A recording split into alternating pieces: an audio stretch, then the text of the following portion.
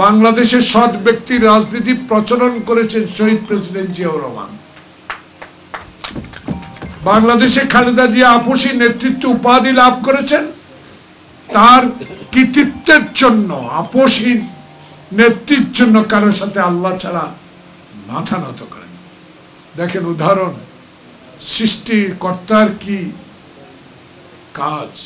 শেখ মুজিবের পুরা পরিবার 1 মিনিটে ধ্বংস হয়ে গেল।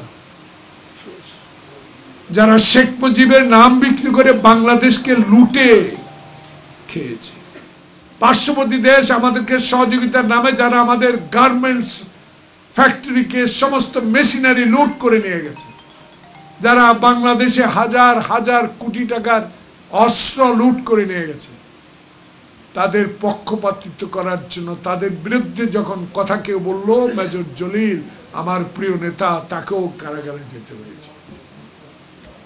তখনও আমরা সেই দলই করতাম। একদিন আমি নোয়াখালী এক বড় নেতাকে জিজ্ঞেস করলাম, আন্দোলন হচ্ছে না কেন? তো কেন, টাকা বানিয়েছি শেখ মুজিবের নামে, শেখ মুজিব মরে গেল, শেখ মুজিবকে আর কোনোদিনও তার দলকে ক্ষমতায় আনা যাবে না, অতএব যার টাকা বানিয়েছি, যা রুজি করেছি, এটা নষ্ট করতে চাই।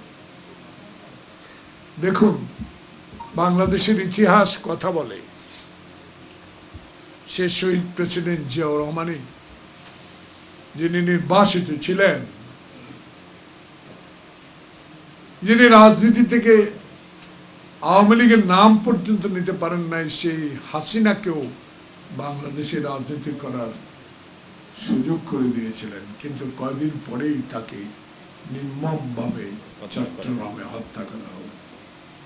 এই কথা বলা, উদাহরণ দেওয়ার একটি, শেখ হাসিনা পারতেন তার ফিরে আসা রাজনীতিতে, যদি এদেশে গণতন্ত্রকে ধূলিসাৎ না করতেন, এদেশে যে ব্যক্তি রাজনীতিকে প্রতিষ্ঠা না করতেন, এদেশে যদি সাংবিধানিক প্রতিষ্ঠানগুলোকে ধ্বংস না করতেন, এই দেশে যদি ক্ষমতা থেকে আয়না ঘর না বানাতেন, এই দেশে যদি ক্ষমতা থেকে অনৈতিক অসত্য মিথ্যা মামলা দায়ের না করতেন, এই দেশে যদি বেগম জিয়াকে গুলশানে ট্রাকের বালু দিয়ে আটকে না রাখতেন, নেট কেটে না দিতেন, পানির লাইন কেটে না দিতেন, টেলিফোনের তার কেটে না দিতেন, অনৈতিক মামলায় তাকে 5 বছরের সাজা না দিতেন, শেখ হাসিনা আপনার জন্য কেউ না কেউ আজ কাঁদত, আপনাকে পালিয়ে যেতে হতো।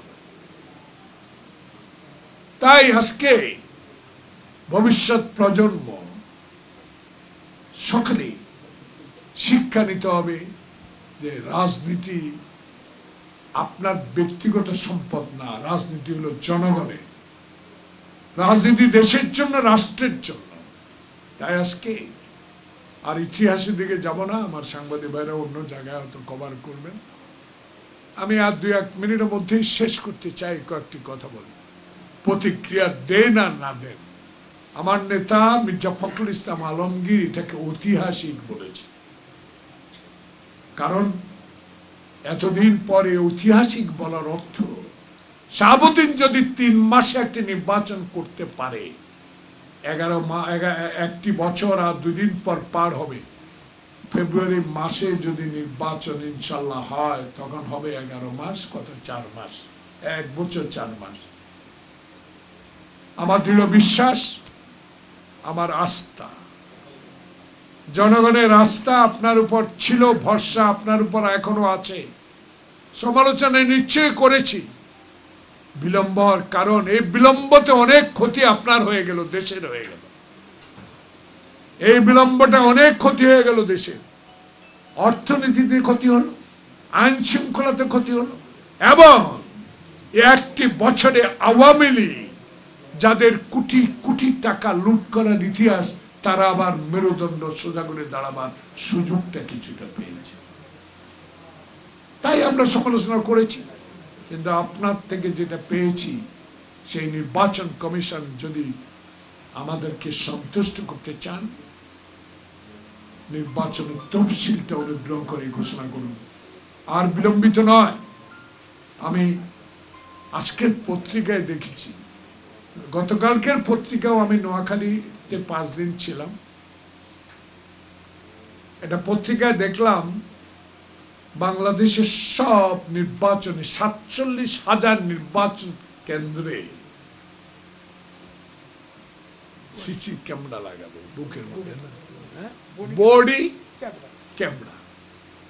জাহাঙ্গীর সাহেব, আপনি আমার সাথে যোদ্ধা, একজন অনেক ভালো মানুষ, সৎ মানুষ, লাগান। আবার আজকে বলেছেন লটারির মাধ্যমে এসপি আর ওসি বদলাবে। আমার প্রশ্ন আজকে এই ক্রাইম রিপোর্টার্স থেকে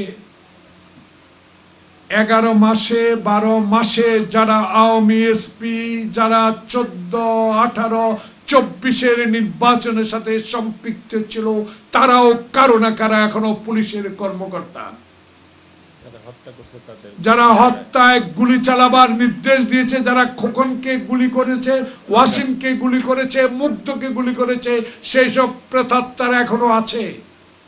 আমি কি জানতে চাই আপনার কাছে, আপনি যে লটারি দিবেন সেই লটারিতে কি এই অতীতের 18, 14 এবং 24 যারা পুলিশ কর্মকর্তা নির্বাচনে জড়িত ছিলেন তাদের নাম কি লটারিতে থাকবে?